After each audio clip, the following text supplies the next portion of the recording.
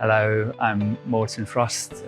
I'm a Danish citizen, a former world #1 in badminton, and at the moment I am a performance director here in Badminton England, and I'm so enjoying it. In the early days when I played, I was #3 in the world, 12 years running, and out of those 12 years, I was 7 years undisputed world #1 in the men's singles. When I stepped in the role as performance director here 6 months ago, I realized that this was a huge challenge. There were so many things and so many areas that we had to have a look at. But on the other hand, that's exactly what I like, what I enjoy, what I thrive at, having that challenge. So I have to say that's why I said yes. As performance director, my vision is that obviously we will have what I call a full program. Before I came here, it was a doubles program, the men's doubles, the women's doubles and the mixed doubles, but there were no singles. So of course I would like to have a full program, all 5 disciplines, which is very, very important to me. Gives England a very good chance of performing well in the mixed team events. On top of that, of course, you want to improve the rankings, you want to improve everything. As a nation, I would like to see England at least go into the top 10 in the world. As performance director, I've done some changes to the performance structure, starting off, of course, with the national squad, and then futures squad, and then a development squad, all feeding into this, obviously the junior pathway.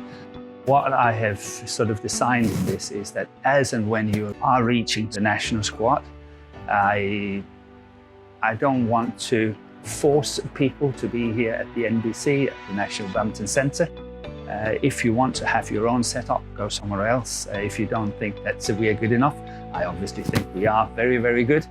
I don't want to force people to be here. They can actually choose to have their own setup. So as and when you progress, go through the system, that also gives you a chance later on perhaps to choose another setup if you want to do so.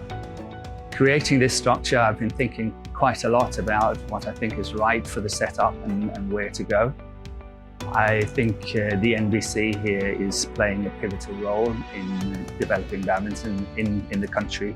It's a fantastic setup. The multidisciplinary team that we have created here is awesome. The people around it is awesome. Everything is good about it. But of course, we need also to perform. As and when players are progressing into the system from development into the futures, or perhaps all the way up to the national squad, they have been on a journey. They have been on a long journey to get there. And for me, it's very important that when you are reaching to the pinnacle of your career, to the very top, getting into the national squad in England, there is a certain amount of freedom in it. You can choose whether you actually want to stay here 3 days a week, 5 days a week, or you want to be somewhere else, having your own setup.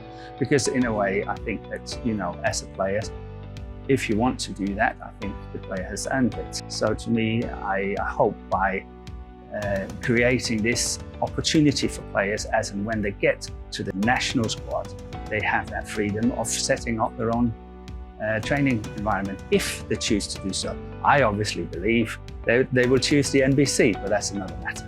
One of the key changes that we're doing as well here is that we are bringing in more subjectivity, more expert opinion. Badminton England has been in a very tricky situation in terms of selection criteria that has been so objective that there has been no place to maneuver, really. And I think it's important that you can do that. The previous selection criteria were very much into, you can have a bye in the first round, you can have a walkover in the second round, and you can have a really nice draw in the third round, and you've met criteria, but you've beaten no one. You have not really performed, but you've met the criteria, and thereby you are in the squad, or you're in the team, or in the whatever that means. And I would like to see it in a more different light, where more expert opinion is brought into it, and really try to weigh up whether that is a good result, whether it's a significant performance, and whether the players are actually moving forward, or not just having a lucky draw, to be very honest. There is obviously coming more changes a little bit later. I think it's very important to express that what is called the junior pathway. We are in a process of scoping that pathway, and that will probably take another 2 to 3 months before that's done. Then we have to discuss the report that's coming out of it and then make the recommendations, and hopefully we are ready by next season, which means August, September 23, with a complete new pathway as well, with the criteria, with everything that goes within it. But it's a massive job, and therefore I don't want to rush it. I want to be in good time and really show a lot of attention to detail. I've been here for a very short time.